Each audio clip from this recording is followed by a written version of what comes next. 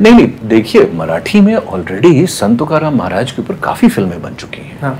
और बड़ी अच्छी फिल्में बन चुकी हैं, लेकिन हमने हिंदी इसलिए चूज किया ताकि इनकी कहानी और भी वाइड स्प्रेड हो। देखिए हर प्रांत के अपने अपने कुछ लोग होते हैं। हाँ। तो उनके बारे में अगर बच्चा ना भी पढ़े किताबों में ना, तो उसके खून में वो दौड़ते हैं।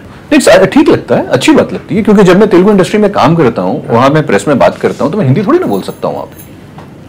वहां पे मैं हिंदी नहीं बोल सकता ना, वहां तो मैं तेलुगु में ही बोलूंगा। तो सिर्फ मराठी में बनाकर कोई वो नहीं था। तो हम ये चाहते थे कि कहानी घर घर गाँव गाँव जाए, इसलिए हमने हिंदी भाषा का चुनाव किया। महाराष्ट्र में इस बात को कहते हैं कि आप मराठी बोलिए, अगर आप यहाँ रहकर काम कर रहे हैं या व्यवसाय कर रहे हैं या 15-20 साल से रह रहे हैं, तो आप हमारी भाषा को थोड़ा तो सम्मान दीजिए। तो वो बात ठीक लगती है। नमस्कार, आप सभी का स्वागत है इंडिया न्यूज एक्स पर। और हमारे साथ संत तुकाराम की पूरी टीम है, डायरेक्टर हैं, एक्टर हैं, सभी लोग हैं, पूरी स्टार कास्ट है। और उनसे एक एक कर जानेंगे कि मूवी कैसी है, क्योंकि ये बायोपिक है, क्योंकि लोग बायोपिक बहुत पसंद करते हैं। तो सबसे पहले आप सभी का स्वागत है इंडिया न्यूज एक्स पर। धन्यवाद सर। आपको बायोपिक किंग कहा जाए वो अच्छा रहेगा, क्योंकि हमेशा हम लोग बायोपिक में आपको देखते हैं। कैसा रहा आपका ये सफर संत तुकाराम में, जब आप काम किए कैसा लगा उनके साथ काम करके, क्योंकि आदित्य साहब ने डायरेक्ट किया? जी बिल्कुल, बहुत ही अच्छा लगा, क्योंकि ये मेरी अगर उस जमाने में वो फिल्म शूट होती तो ये मेरी पहली फिल्म होती करियर की। क्योंकि तब विजय तेंदुलकर जो भारत के बहुत बड़े राइटर थे, प्लेराइट थे, या फिल्में भी उन्होंने बहुत सारी हिंदी में लिखी थी, तो उन्होंने संत तुकाराम के ऊपर एक फिल्म लिखी थी मराठी में।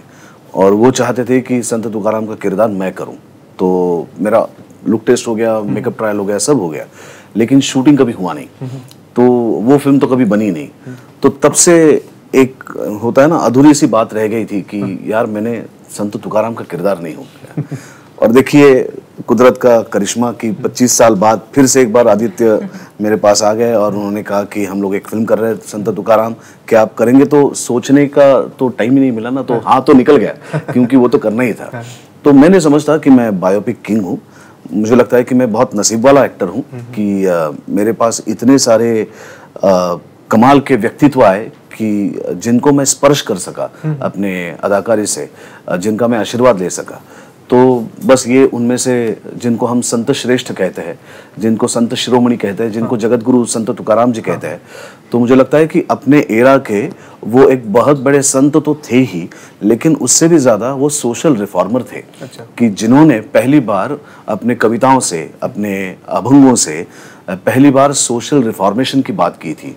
पहली बार उन्होंने सब लोग एक साथ है, एक जैसे है, उनमें कोई भेदभाव नहीं होना चाहिए, ये बहुत ही स्ट्रांगली उन्होंने कहा था अपनी कविताओं से, अपने अभंगों से। तो मुझे लगता है कि ऐसे उस जमाने के एक बहुत बड़े संत का किरदार मुझे करने को मिला। तो मैं थैंक यू कहना चाहूँगा आदित्य को और पूरी टीम को कि ये सौभाग्य उन्होंने मुझे प्राप्त कर दिया। हम लोग अधिकतर किताबों में पढ़ते हैं इनके बारे में, क्योंकि जब स्कूल्स में थे हम लोग पढ़ते थे, लेकिन इस तरीके की बायोपिक करना, क्या उस कैरेक्टर को आप कैसे जीते थे, कितना कठिन था? मुझे लगता है कि देखिए हर प्रांत के अपने अपने कुछ लोग होते हैं। तो उनके बारे में अगर बच्चा ना भी पढ़े किताबों में ना, तो उसके खून में वो दौड़ते हैं। जैसे हमारे त्योहार है भारत के, हम दिवाली सेलिब्रेट करते हैं या हम होली सेलिब्रेट करते हैं, तो हमें बताना नहीं पड़ता या किताबों में लिखना नहीं पड़ता कि दिवाली ऐसी होती है, होली ऐसी होती है।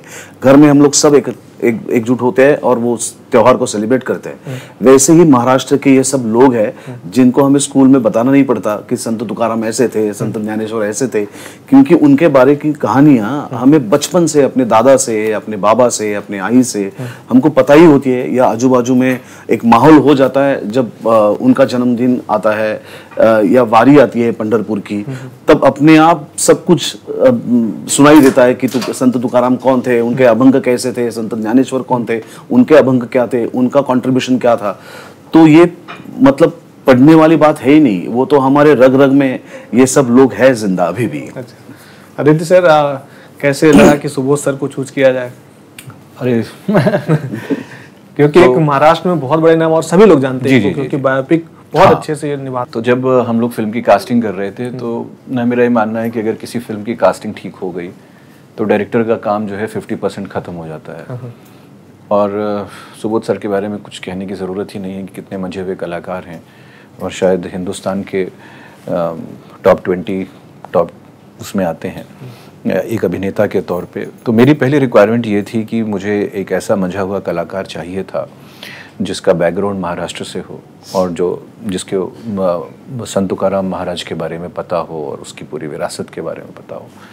तो सुबोध सर से अच्छा और कोई मुझे दिखा नहीं ये चरित्र करने के लिए, तो इसलिए सुबोध सर को ही अप्रोच किया और very graciously he accepted the offer. अच्छा, आप जब इस समय महाराष्ट्र सुर्खियों में है, बहुत ज़्यादा लैंग्वेज को लेकर सुर्खियों में है, उस समय आप बायोपिक लेके आते हिंदी में, मराठी में क्यों नहीं?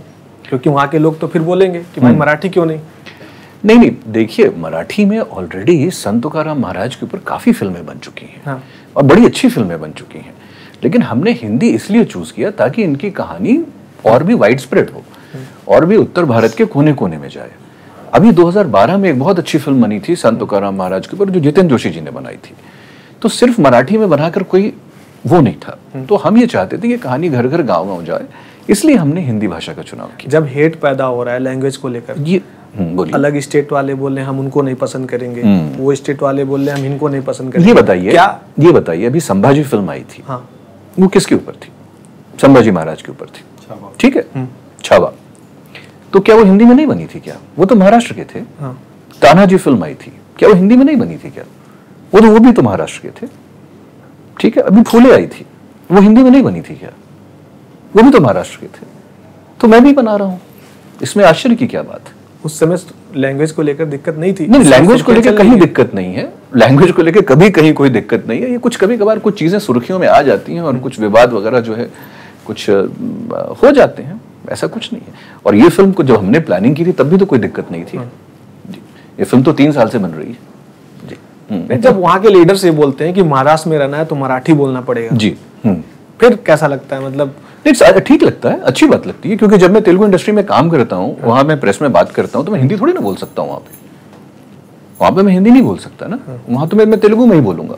अगर मैं तेलुगु फिल्मों में काम कर रहा हूँ तो उसी तरीके से अगर कुछ लोग वहाँ पे महाराष्ट्र में इस बात को कहते हैं कि आप मराठी बोलिए, अगर आप यहाँ रहकर काम कर रहे हैं या व्यवसाय कर रहे हैं या 15-20 साल से रह रहे हैं, तो आप हमारी भाषा को थोड़ा तो सम्मान दीजिए, तो वो बात ठीक लगती है। हाँ, जहाँ तक बात है कुछ अराजकता की, दुराग्रह की, वो सब गलत है, वो सब नहीं होना चाहिए जी। संत तुकाराम जी एक बहुत बड़े कलाकार, मतलब एक कवि थे, लोग उनसे बहुत कुछ सीखते थे। आपको कितना समय लग गया रिसर्च करते समय, सारी चीजें बनाते समय? मुझे लगभग 2 से ढाई साल लग गए, और कोविड से पहले हमने ये फिल्म की प्लानिंग कर रहे थे, लेकिन फिर कोविड आ गया तो फिर रुक गए हम लोग। तो 2-2.5 साल में जितनी रिसर्च और हो सकती थी और जितना और लिटरेचर अवेलेबल हो सकता था, काफ़ी लिटरेचर हमने पढ़ा इनके ऊपर। अभंग गाथाएं जो गीता प्रेस गोरखपुर ने लिखी है, पंगारकर जी की जो किताब है संत तुकाराम महाराज के ऊपर, दिलीप चित्रे जी ने जो लिखा है वो, केलुस्कर जी ने जो संत तुकाराम महाराज के ऊपर लिखा है, महिपति जी ने जो लिखा है, वृंदावन दास ने जो लिखा है, ये सारी हमने रिसर्च की। और इंग्लिश में है, मराठी जी ने इंग्लिश में ट्रांसलेशन किया है, एक फ्रेजर नाम के राइटर हैं, उन्होंने इंग्लिश में ट्रांसलेशन किया है, और उसके अलावा गीता प्रेस गोरखपुर की जो किताबें हैं, भक्तमाल वगैरह, सब रिसर्च करके हमने, जो उनको लगा कि सिनेमैटिक है और जाना जरूरी है। सर, नेगेटिव रोल आप किए हैं, कैसा लगा? रोल के बारे में बताइए अपना। रोल तो अलग है, अद्भुत है। इससे पहले मैंने ये रोल नहीं किया था, मेरी फिल्मोग्राफी में इससे ज़्यादा पॉजिटिव रोल ही कर रहा था। डायरेक्टर साहब ने कहा कि ये रोल तुम्हें करना होगा, तो उत्सुकता हुई कि कुछ अलग करने का मौका मिल रहा है। और चूंकि पहले की फिल्मों में भी मम्मा जी किरदार रहे हैं, तो एक अलग थोड़ा चुनौती होता है कि वैसा कॉपी ना दिखे, मिलता जुलता ना दिखे, लेकिन आप नेचुरल जो आ सकता है इंस्टिंक्ट से, वैसा कुछ करें। तो उस तरह से हमने कैरेक्टर का जो वेशभूषा है वो डिज़ाइन की, और सर के मार्गदर्शन में हमने जिस तरह से निकल के आ सकता था कैरेक्टर, वो किया, उसके इनर को पकड़ने की कोशिश की। और ये थोड़ा सा एक बहुत उत्साहपूर्ण अनुभव था। जो रियल लाइफ है और जो नेगेटिव रोल की लाइफ, उसमें क्या अंतर है? नहीं, अभिनेता के लिए तो मुझे नहीं लगता कि ऐसा कुछ अंतर ढूंढने को मिलता है, क्योंकि अभिनेता को उल्टा एक्साइटमेंट होता है कि चलिए कुछ अलग करने को मिल रहा है ना। तो जब अलग अलग किरदार अलग उससे आते हैं, तो अभिनेता के तौर पे हमें ऐसा कुछ नहीं लगता कि मेरा व्यक्तिगत स्वरूप ऐसा है और कैरेक्टर का वैसा है।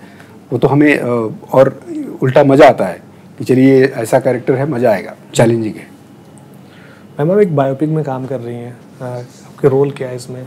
अच्छा, आपको बताया नहीं? आप बताइए। अवली जीजाबाई। अच्छा। तो अवली जीजाबाई का कैरेक्टर प्ले कर रही हूँ, जो इनकी पत्नी हैं, और बेसिकली बहुत ही डिटर्मिन्ड, करेजस, डिवोटेड वाइफ थी वो। तो ये मेरा कैरेक्टर है। सुबोध सर के साथ कैसा रहा केमिस्ट्री काम करते समय? सुबोध सर के साथ काम करके एक्चुअली मैं इनको जब पहली बार, मुझे जब पता चला, जब आदित्य ने बताया कि मैं इनके साथ काम कर रही हूँ, तो पहले तो मैंने इनके काम के बारे में मैंने जाना, और मैंने मैक्सिमम जितना काम किया था साउथ में और बंगाल में किया था, और कुछ फिल्में बाहर की। तो फिर जब ये पहली बार जब सेट पे आए, और मुझे पहला जो सीन था इनके साथ में, मुझे याद है कि बहुत सारे बर्तन दे दिए मुझे मांजने के लिए। तो ये आए ऐसे मीठी सी एक मुस्कान लेके, डंडा गन्ना था इनके हाथ में, और सब बेच के आ जाते हैं, घर पे खाना नहीं होता है। तो मैंने तब पहली बार इनको देखा कि किस तरीके से ये कैरेक्टर में ढल जाते हैं। वो जो एक्सपीरियंस था इनके साथ वो वर्क करने का, तो बहुत ही मैजिकल एक्सपीरियंस था। क्योंकि ये बायोपिकिंग इन्हें इसलिए कहा जाता है क्योंकि ये एक्चुअली उस कैरेक्टर में पूरी तरीके से, मतलब ढल के ही becomes one with that character. उनका जो सोल है वो ऐसे लगा कि वो ही हैं वो। तो फिर वो बहुत इजी हो जाता है energy exchange as an actor. तो बहुत सपोर्ट किया, गाइड किया, छोटी छोटी चीज़ें, जैसे मुझे एक लाइन आंखों के, मतलब थोड़ी छोटी, मुझे ये डायरेक्शन भी जो जिस तरीके से ऑन द सेट जब हम सीन कर रहे हैं तो मुझे ये गाइड करते थे, वो भी बहुत इन्होंने हेल्प की मुझे। तो अवली जीजाबाई और संत तुकाराम का जो एक जर्नी रही है स्टोरी में, वो मुझे लगता है उसका एक एक्सपीरियंस जो सुबोध जी के साथ काम करके, it was absolutely wonderful. Subodh sir, आपसे अंत करेंगे। एक सवाल, विठल भक्ति क्या है, उसके बारे में थोड़ा बताइए। विठल एक ऐसी देवता है महाराष्ट्र की, जो मुझे लगता है कि बहुत सारे देवता ऐसे होते हैं कि जिनको एक उपचार होते हैं, बहुत सारे, जिनको प्रसन्न करने के लिए कि आपको ये करना पड़ेगा, आपको ये करना पड़ेगा, ये करना पड़ेगा, ये करना पड़ेगा, तब जाके विठल आपको प्रसन्न होंगे, या तब जाके भगवान आपको प्रसन्न होंगे। तो विठल की भक्ति ऐसी होती है कि जिसमें कोई उपचार नहीं है, शुद्ध भाव, यही उपचार है। तो मुझे लगता है कि कोई भी जनसामान्य व्यक्ति हो, या जिसके पास पैसा नहीं है, बहुत गरीब हो, नीचे जाति का हो, वो कोई भी विठल को अपना सकता है और विठल उसको अपना सकता है। अच्छा। तो ये जो एक एसोसिएशन है महाराष्ट्र के सभी लोगों को विठल के साथ, हालांकि विठल आए हैं कर्नाटक से, क्योंकि उनका नाता कर्नाटक से भी है। तो बहुत सारे अभंग है जहाँ पे कानड़ाऊ विठल बोलता है, जाकि कानड़ा मतलब उसके बहुत सारे अर्थ है, लेकिन एक अर्थ है कि कन्नड़ से आया है वो। और जब मुगलों का साम्राज्य था, तब विजयनगर के साम्राज्य में विठल की मूर्ति को संभाल के रखा था कुछ सालों तक। तो बहुत मजेदार हिस्ट्री है विठल की मूर्ति के बारे में और उनके मंदिर के बारे में, लेकिन जिसके मन में शुद्ध भाव है उसके अंदर में विठल रहते हैं। अच्छा, आपकी मूवी कब रिलीज होगी आप ही बताइए, और अपने दर्शकों को आप क्या बोलना चाहते हैं, एक बार बोलिए। नमस्कार, सारे दर्शकों से मेरा अनुरोध है कि हमारी फिल्म संत तुकाराम 18 जुलाई को पूरे भारत में प्रदर्शित हो रही है। तो जो कोई भी सिनेमा में रुचि रखता हो, जो कोई भी इतिहास में रुचि रखता हो, जो कोई भी पारिवारिक संबंधों में रुचि रखता हो, जो कोई भी संस्कृति में रुचि रखता हो, वो ज़रूर 18 जुलाई को जाए और हमारी फिल्म को देखे। धन्यवाद। Thank you. चलिए, कमाल की बायोपिक आ रही है, आप लोग जरूर जाइएगा देखने। तब तक के लिए इतना ही। आप देखते रहिए इंडिया न्यूज़, न्यूज़ एक्स।